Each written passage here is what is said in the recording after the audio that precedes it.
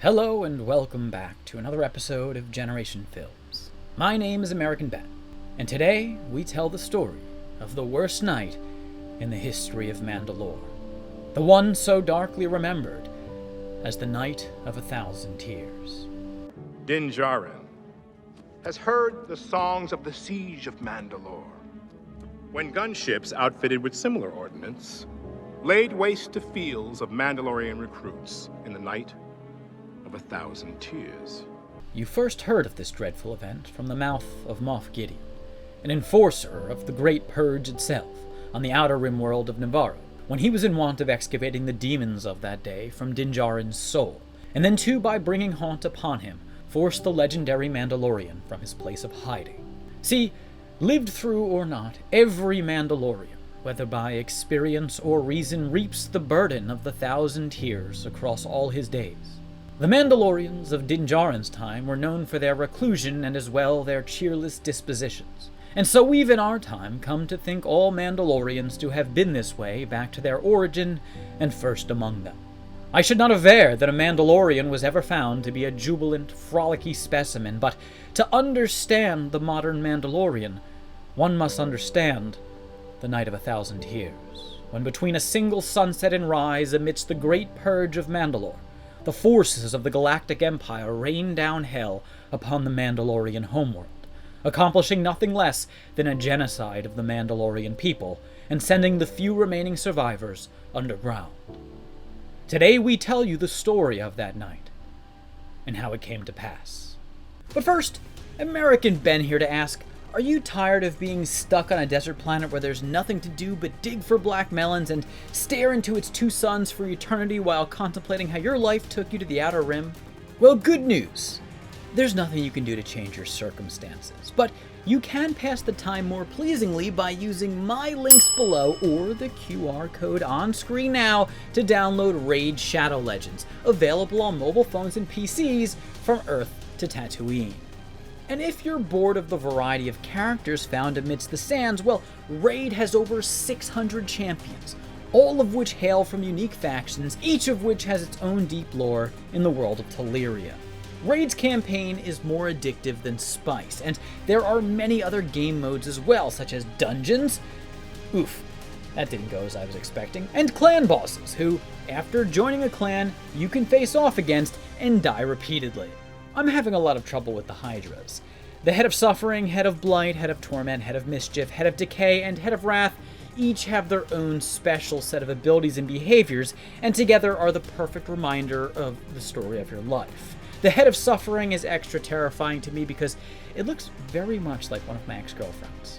Despite how much I suck, though, to be fair, Raid is challenging, I really do enjoy journeying through the campaign and trying out the special attacks of all the different champions you gain along the way, even if I constantly die fiery deaths.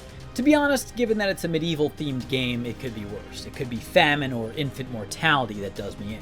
By the way, this month, much is going on in the world of Raid.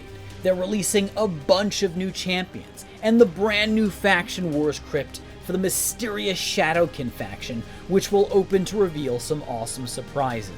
Of course, as always, there will be tons of events and tournaments in the coming weeks, including a special fusion event where you will be rewarded for your success with one of Raid's newest legendary champions. So listen, denizens of Tatooine, you've got nothing better to do in between cantina stops aside from harass Jawas and tip over banthas. So use my link in the description or scan the QR code on screen to download Raid. Right now, new players will receive a free starter pack with a $30 value to get them going, which includes some useful goodies and a free champion, Verges, whose special abilities are accounting and long walks on the beach. Hurry up, because these rewards will only be in your inbox for the next 30 days. Now back to a much more British and proper version of Ben. Despite housing a population of warriors, the right to the throne of Mandalore was frequently in dispute from forces within and without throughout its history, as the planet upon which it sat and its moon Concordia were the only known sources of Beskar, a powerful alloy widely known for its use in composing Mandalorian armor.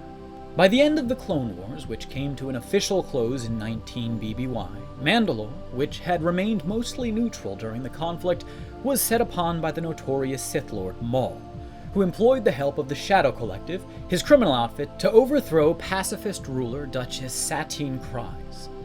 However, before he could assume power, he first had to defeat Pre Vizsla, leader of the Death Watch, a Mandalorian militia which opposed Satine Kryze's pacifist rule and favored reverting Mandalorian culture back to its warrior ways. Pre Vizsla had allied himself with Maul and the Shadow Collective in order to take Mandalore, an action which ignited a civil war among Mandalorians, dividing those in support of Satine Kryze and the new Mandalorians, and those in support of Pre Vizsla, Maul, and the Shadow Collective. However, after Satine Kryze's deposition, Pre Vizsla turned on Maul and declared himself Mandalore, the title for the leader of the Mandalorian people. Maul thus challenged Pre Vizsla to a duel and defeated him, taking his head clean off with the darksaber in front of his Death Watch adherents. Maul had now conquered the planet to the chagrin of both the new Mandalorians and some members of the Death Watch. In response to Maul's seizure of power, one of those former Death Watchers, the very non-pacifistic Bo-Katan Kryze, sister of Satine, formed and led a resistance movement to bring down the Sith Lord and take back Mandalore for the Mandalorians. The resistance culminated in the Siege of Mandalore, during which Bo-Katan and former Jedi Padawan Ahsoka Tano, having procured assistance from the Grand Army of the Republic in the way of a division of clone troopers from the 501st Legion, advanced upon Mandalore's capital, Sundari, seeking to capture Maul and oust his puppet leader, Prime Minister Almec, through whom he ruled all of Mandalore by proxy. After a dogged pursuit and protracted battle, the siege of Mandalore proved successful, and Maul was apprehended by the resistance. Bo-Katan thus ascended to the throne as regent of Mandalore. However, the good times did not last. As Clone Commander Rex and Ahsoka Tano were on their way to deliver Maul to government forces on Coruscant, Chancellor Sheev Palpatine, having revealed his true identity now as Darth Sidious, issued that famous Order 66, compelling the clone armies to turn on the Jedi and their collaborators and strike them down wherever in the galaxy they should go. The galaxy was soon to be surrendered in full to the Empire, and Mandalore did not escape its grasp. The dying Republic, under now Emperor Palpatine, claimed a mandate to rule Mandalore, and its forces occupied the planet, where they transformed it into a training ground for the Imperial military. While in some ways the Empire allowed for the Mandalorians to continue to exert de jure rule over the planet, the truth is that the native peoples of Mandalore were being forced to carry out the Emperor's will. Bo-Katan would have no part in subverting Mandalorian values, though, and she was thus thrown from power by the Empire-amenable Clan Saxon, a Mandalorian clan of House Vizsla that was led by former Shadow Collective Supercommando Gar Saxon. The Empire was therefore able to rule Mandalore using Clan Saxon as a proxy, and a mixed Imperial military element composed of stormtroopers and Mandalorians loyal to the Empire, a unit which served to instill fear in the populace. For years, Mandalore persisted in this fashion, a shell of its former self, still apparently the home of Mandalorians, but with a tarnished soul at heart. However, in that time beneath the Imperial eye, a precocious Mandalorian cadet at the Imperial Academy of Mandalore completed work on a prototype superweapon that could penetrate and destroy Beskar. Her name was Sabine Wren, and she called her terrifyingly powerful device the Arc Pulse Generator.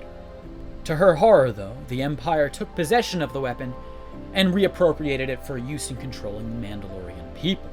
Aghast that her creation was to be turned to harm those of her blood, she became an outspoken rebel against the Empire, and for it was outcasted by her loyalist family in Clan Wren.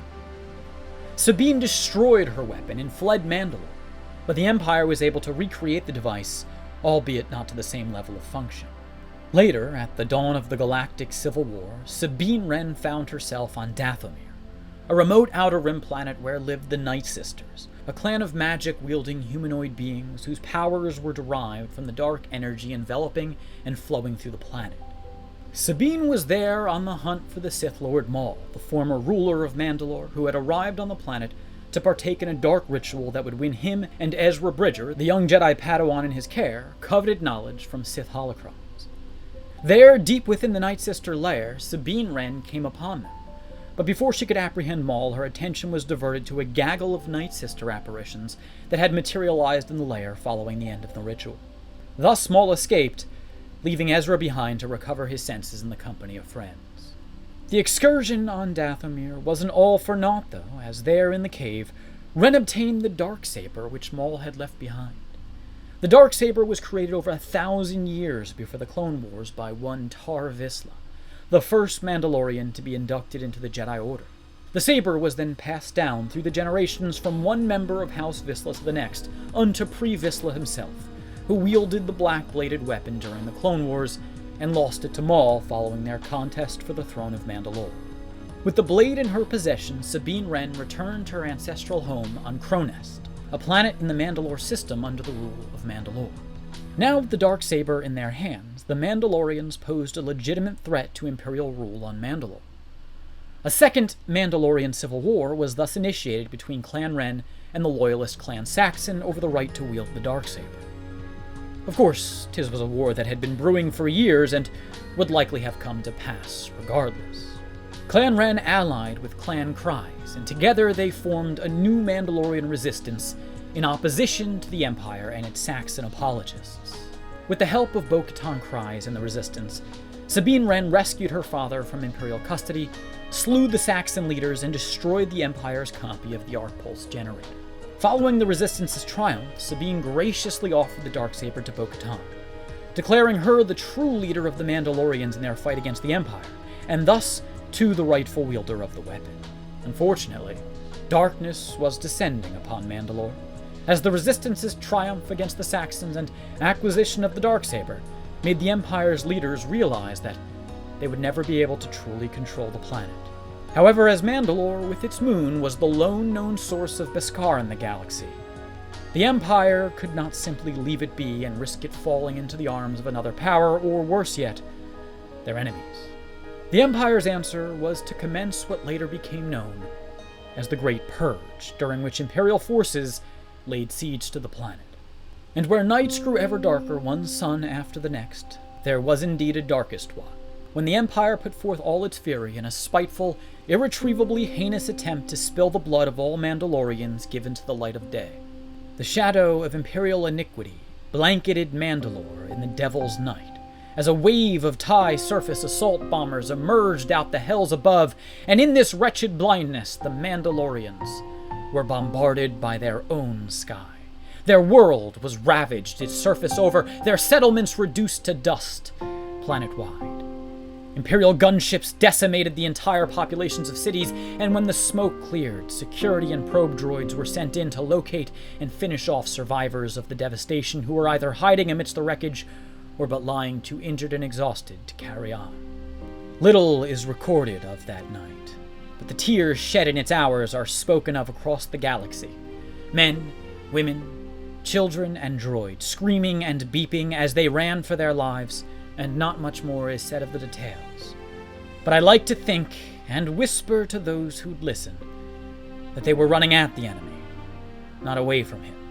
And their screams were not offered in fear, but as a collective battle cry from the Oversoul to inform the Imperial cowards blindsiding them from above that they may die this night, but will not be given to fear. It was somewhere in the course of this bloodshed that Moff Gideon, Imperial foe of Din Djarin, obtained the darksaber from Bo-Katan. But little matter was a blade to the Mandalorians when few of their people remained alive to wield it. Those who did survive the massacre fled from Mandalore for good, dispersing themselves throughout the galaxy on planets from rim to rim, where they lived anew underground, taking bounties to survive in between nightmares of the night of 1,000 tears, as the songs and cantinas across the galaxy solemnly dubbed that dimmest day. In the aftermath of the genocide, the Empire gained control of Mandalore's store of Beskar, and recast it into Imperial ingots, a blasphemy to any true Mandalorian. Mandalorians, on the other hand, long laid low and away in hiding, came to believe Mandalore a cursed place, where death would surely meet any Mandalorian on return to its battered surface. To most followers of the Way, the planet does not even exist anymore. 'Tis but a dream, a vague but hopeful imagining of a time and place in all its glory, so very deeply rested in the past. Bo-Katan, however, immutably determined as she was, found a way to move forward. She reassembled her elite subsect of the Death Watch known as the Night Owls, and with her team in tow, set out on a journey to reclaim Mandalore, the lost planet of her people. And so she goes this way, into the void, in search of home. Sometime in the years to follow, the renowned Mandalorian warrior poet Radi Visla wrote of the atrocity. The worst of the purge was that ere the night drew quick upon us, raining fire, ere we sent our tears to quench it, and then laid in darkness, was there a light and silence in the day, a peace pervading all we'd nary want for. Still were we amidst our dreams, of Mandalore ruled by Mandalore, and wore the beauty she among them stayed in every Beskar-laden heart so set to rise. But nay, what was for our cities free and rising high, yet capped to spare our blessed Manda from the rot of holy Kadrangir? 'Twas no war to cow us, but soulless slaughter from the hind, by the coward worthy not of our mettle or our way. Anyway, that is the story of the Night of 1,000 Tears. If you enjoyed the video, please do give it a big thumbs up, comment down below, and remember to subscribe to our channel, and hit that damn notification bell so you don't miss a damn thing. For now, my name is American Ben, and I'll catch you next time. Generation Films, peace.